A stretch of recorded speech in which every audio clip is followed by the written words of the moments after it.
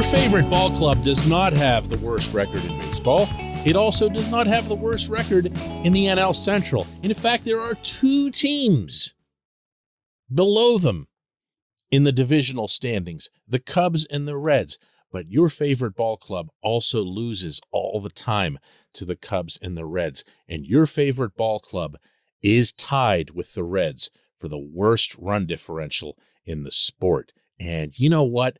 That kind of stinks. Good morning to you. Good Tuesday morning. I'm Dejan Kovacevic of DK Pittsburgh Sports. This is Daily Shot of Pirates. It comes your way bright and early every weekday. If you're into football and or hockey, I also offer daily shots of Steelers and Penguins that I hope you'll check out. Cubs 9, Pirates 0 last night at Wrigley Field. And it was actually worse than that, because between Dylan Peters and Bryce Wilson, they gave up 8 runs in the first inning. There's a disappointment factor that compounds that feeling because Peters had been so good even when Derek Shelton had bumped him to the front of a game. And it looked like, maybe it still does, but that he could be part of the solution, even if it meant in a piggyback role. As it is, that's pretty rough. And then for Wilson to come out there, even though Wilson was slated to do piggyback all along and to just dump fuel onto the fire, presumably just because he's pitching in the first inning and he can't handle doing that. Yeah, it's kind of a bummer. And it keeps bringing me back to the same subject. It really does.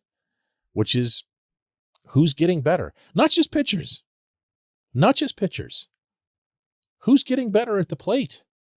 This is now 2 full games in a row the Pirates have played where they combined for 3 hits against the Reds and the Cubs in that order. It's embarrassing. It's embarrassing. Look, I'm not being a dope here and, suggesting that I had some kind of delusion that this team was going to contend in 2022, like as in for anything at all. But the thing you keep coming back to is what the front office and the on-field management staff both have been pounding through the offseason, through spring training, and into the regular season, which is to get better. They even dubbed their winter and spring workouts in Bradenton the Get Better at Baseball program. And it was done somewhat with tongue-in-cheek, and it is, it's kind of simple and cute and funny. But it hasn't happened anywhere. It hasn't happened in Pittsburgh. It really hasn't happened that much in the minor leagues. If you look at who some of their key prospects are, you're not seeing some, big jumps that make you think, whoa, they've really unlocked something in this very talented youngster. And in Pittsburgh, this team that a year ago at this time was 14-21 is now 15-20. Is that your improvement? Is that your getting better? This portion of Daily Shot of Pirates is brought to you by our friends at North Shore Tavern. That's directly across Federal Street from PNC Park. It's home of Steak on a Stone, an eating experience, underscoring the word experience. The steak is brought to you partially cooked on an 800-degree stone, and you do the rest. It's a ton of fun, it's a great meal, and it's a baseball atmosphere like no other in Pittsburgh. North Shore Tavern, right across Federal Street from PNC Park. I know that there are listeners who feel that this subject is kind of, what's the word I'm looking for here? I don't want to say unfair, in particular to Marine or even to Andy Haynes, the hitting coach, who is so new that it's really hard to judge anything that he's done. But that because I repeat it as often as I do and as forcefully as I do, that I'm somehow picking on these individuals, particularly Marine. And all I ask in this scenario is to show me something, anything, not hope, not words. Show me a pitcher getting better. Show me one pitcher, preferably an important pitcher like Mitch Keller, getting better.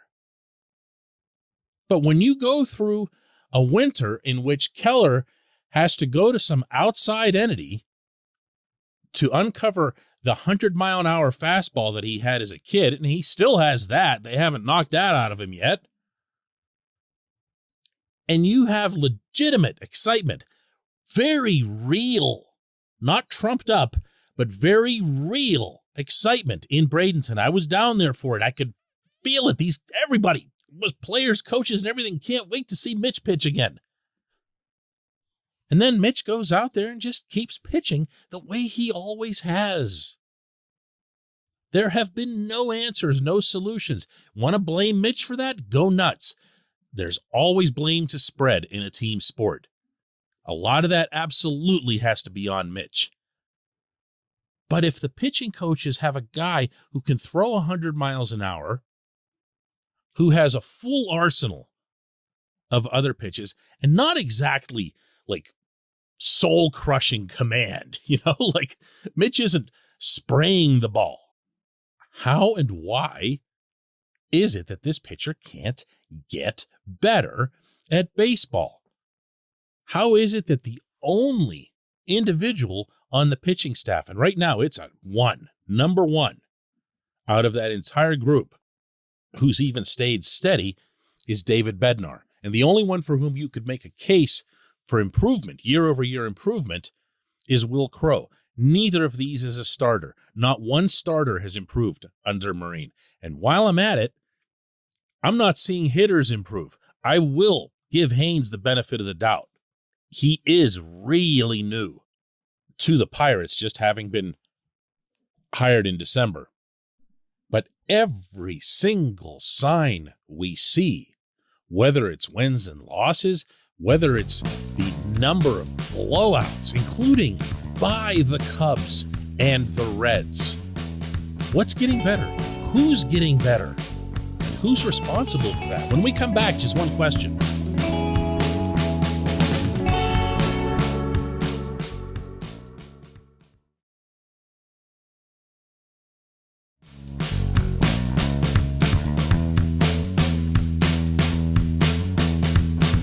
Welcome back. Time for today's J1Q, and it comes from Brian Stein, who asks, we have been talking for a while about how Oscar Marine is not seeming to work out. Personally, I don't think we talk enough about Andy Haynes. He failed in Milwaukee with Christian Yelich and company. Can he really cut it here?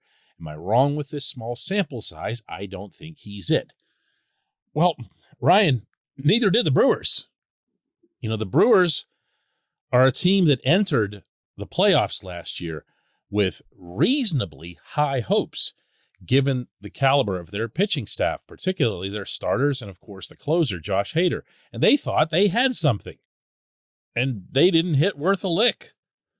And Yelich, because of the money that he makes and the long-term deal that he has with the Brewers, and they're not exactly a team that can afford to make mistakes of that magnitude, was the one that really ended up getting Haynes canned, because if he couldn't unlock their most important hitter, not to mention the one to whom they've committed the most resources, then what good was he? Let's give someone else a chance. Now, I've also heard, and this was from the last trip that I made up to Milwaukee about a month ago, there are a lot of people associated with the Brewers who wished that Haynes hadn't been fired, who really liked the work that he did there. And, Brian, this is where some of these conversations can stray into the relationships that get formed and the warm and fuzzy that ends up emanating from guys who really work hard and who are there every day and the first ones in the office and all that other stuff. And I do get the sense very much within the Pirates world that they're really big on this. I know for a fact that Shelton is. He looks around at his coaching staff and he sees how hard they're working. And I don't doubt for a second that they are. But you have to have results from somebody, anybody. And you're not allowed to look at Brian Hayes, Brian Reynolds, or David Bednar, in particular Bednar, since he was formed somewhere else. And Hayes and Reynolds were really established commodities before this group got here. But out of all these other players who are here, even just to give you an example here of how exasperating this is, here's Yoshi Tsutsugo, who's 30 years old. And I know that when he came over from Japan, that he struggled immensely with both the Rays and then the Dodgers. It wasn't until he was sent to the Dodgers minor league system, if you're familiar with his backstory, that he was really able to find his swing. So by the time the Pirates plucked him away, they did so out of the LA system. And he came right to Pittsburgh without a chance for anybody to screw him up. And he was Babe Ruth. Well, now he's been here a while, and he's right back to being what he was at the outset of the 2021 season with Tampa Bay. He's nothing. He doesn't do anything. Not only does he not hit for power, he doesn't hit. These examples are up, down, and sideways through this organization, and it is the exact opposite of what Bob Nutting himself had said that he wanted when he put these guys in charge. He wanted to stop seeing the day that a player only gets good when he leaves Pittsburgh. I could throw the Chad Kuhl comparison into this, but I need to see a lot more of what Kuhl's done in Denver in order to believe that he's made some kind of turnaround. But already, Kuhl's been better for the Rockies than he was for the Pirates ever since returning from Tommy John. Coincidence? Maturity? More confidence in the health of the elbow? I have no idea. All I know is that results are happening somewhere else, and they aren't happening in Pittsburgh. And that is not a problem. That is the problem. The Pirates are in a crappy division, ahead of two crappy teams who pound them regularly. This is emblematic of the problem. I appreciate the question. I appreciate everyone who listens to Daily Shot of Pirates. I'm not sure I answered the question, though. Anyway, I'll try harder tomorrow.